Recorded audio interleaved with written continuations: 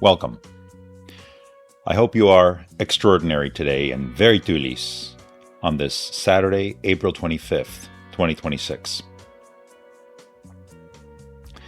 April 25th is Global Parental Alienation Awareness Day.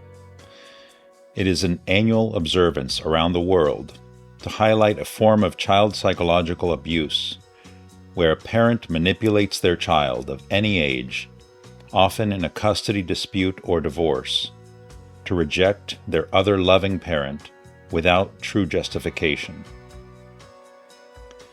The manipulative behaviors that originate from a parent and are spread to recruited sympathizers includes bribes, hedonism, false accusations, baseless slandering, bullying, the fabrication of false memories, and lawfare, which is strategic misuse of legal systems.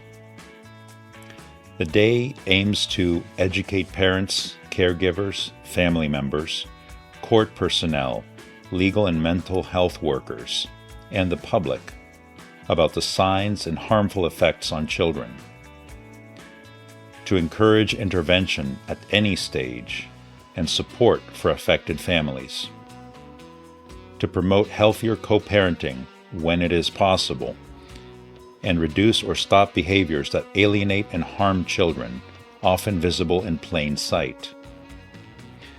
The observance started in the mid-2000s, originated in Canada, and is now recognized in dozens of countries, including the United States, Canada, United Kingdom, Australia, many European countries. One of several useful channels for children who live through this family dysfunction is the Anti-Alienation Project, led by Maddie, who lived through it for 20 years. She offers an important resource for a path to healing from the child's perspective. The Babylon Bee, fake news you can trust, reports, child informs parents she feels most loved when she is allowed to do everything she wants with no consequences. Reflecting light. 1. Morality requires integrating the capacity for appropriate aggression. A good person must have the capacity for force. Otherwise, they're just harmless. And there's a crucial difference. Because without that capacity for aggression, you cannot say no. The word no means, if you really say it, that there isn't anything you can do to me that will make me change my mind. Or conversely, it means, I will play for higher stakes than you will. 2. Narcissistic abuse tries to literally steal your joy and your ability to feel pleasure.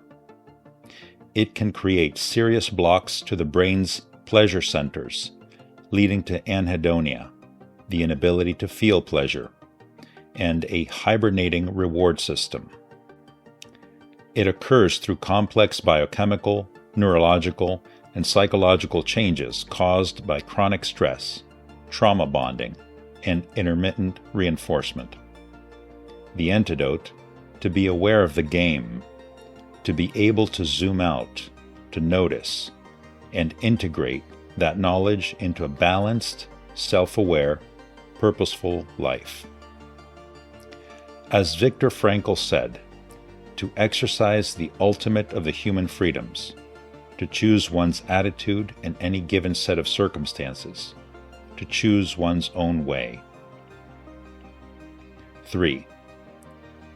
Viktor Frankl wrote in Man's Search for Meaning, quote, "Don't aim at success. The more you aim at it and make it a target, the more you are going to miss it. For success, like happiness, cannot be pursued. It must ensue. And it only does so as the unintended side effect of one's personal dedication to a cause greater than oneself. Happiness must happen, and the same holds for success. You have to let it happen by not caring about it. Listen to what your conscience commands you to do, and go on to carry it out to the best of your knowledge. Then you will live to see that, in the long run, and Frankl emphasizes the long run, success will follow you, precisely because you had forgotten to think about it." End quote. 4. Family may have labeled you selfish for having boundaries, ungrateful for wanting respect, difficult for refusing their version of you. They were describing your strengths, not your weaknesses. 5. Be aware of those who leverage our human mortality to break you or disturb your peace and purpose as you age. Every act of courage this planet has ever witnessed was powered by one brutal fact: the person performing it knew they were running out of time.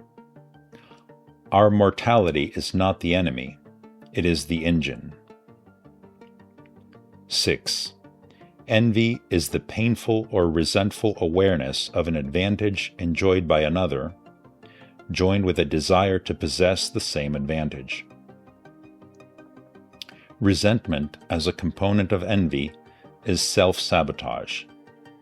The fix is full, honest ownership, balanced with holding our peers to the same standard of equality.